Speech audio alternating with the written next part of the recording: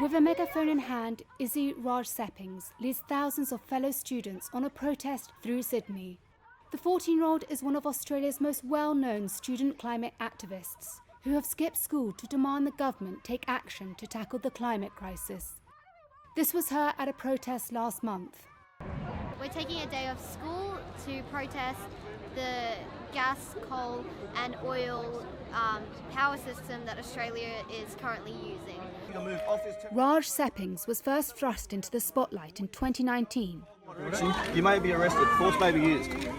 That's when she stared down riot police threatening to arrest her outside Prime Minister Scott Morrison's home. She and hundreds of other demonstrators were outraged that Morrison had taken a holiday in the midst of devastating bushfires.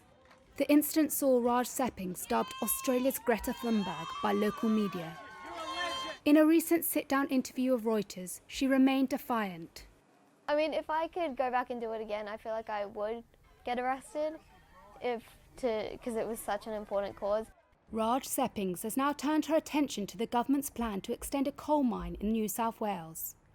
She is one of 8 teenagers who brought a class action lawsuit against the project. The case resulted in a landmark ruling last week. It said that the country's Environment Minister has a moral obligation to children to consider the harm caused by climate change. But the judge stopped short of issuing an injunction to prevent the expansion.